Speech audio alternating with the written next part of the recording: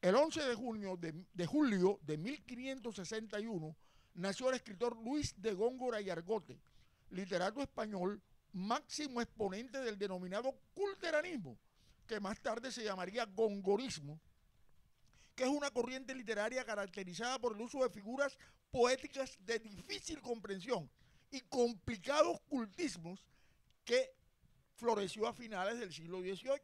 Antes no.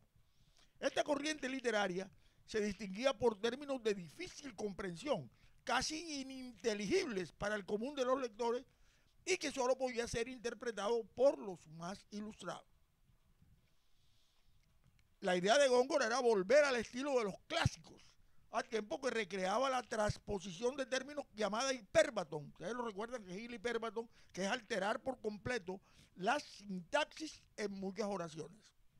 Esto motivó la ira de otro de los grandes escritores del momento, Francisco de Quevedo y Villegas, 20 años más joven que Góngora, y que vivió en su mismo barrio madrileño llamado Letras, a pesar de que no se conocieron ahí.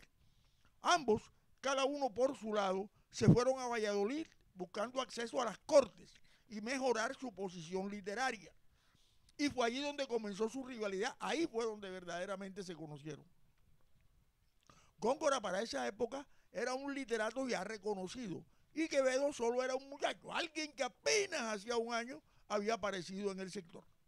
Fue entonces cuando decidió meterse con Góngora, escribiendo el soneto A una nariz, burlándose del apéndice nasal de Góngora, que era bastante grande.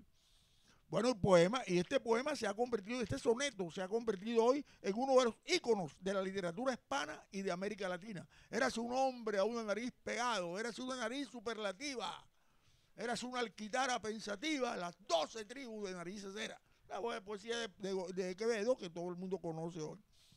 Pero Góngora no se quedó quieto.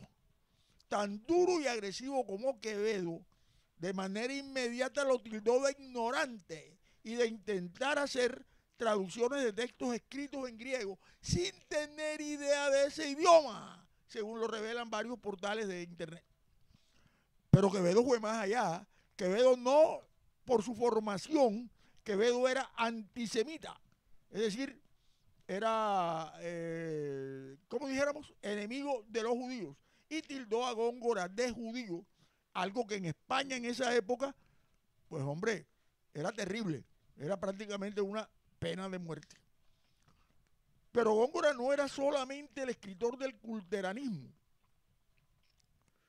y de los rebuscamientos, también era muy fino a la hora de insultar, como pudo comprobarlo el propio Quevedo, de quien se burló por tener pies ambos, que hacían que anduviera cojeando, es decir, pies hacia adentro, eso llamaban zambos, y de las gafas que utilizaba Quevedo, a las que llamó Quevedos. Y todavía hoy la RAE lo utiliza. La RAE utiliza el sustantivo Quevedos refiriéndose a las gafas.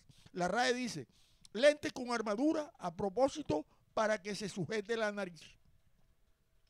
Entre 1612 y 1613, Góngora compuso varios de sus más aclamados poemas, entre ellos Soledades y Fábula de Polifemo y Galatea, muy originales ambos, pero al mismo tiempo bastante extensos. Y sobre ellos llovieron todo tipo de críticas, tanto por su tamaño como por el uso de palabras de difícil comprensión para el común de los lectores. Góngora falleció en Córdoba en 1627, tal vez sin enterarse de que su obra iba alcanzando una enorme trascendencia en ese siglo XVII. Afectado por una esclerosis vascular, murió sin darse cuenta de que había creado un nuevo lenguaje y otra forma de hacer poesía.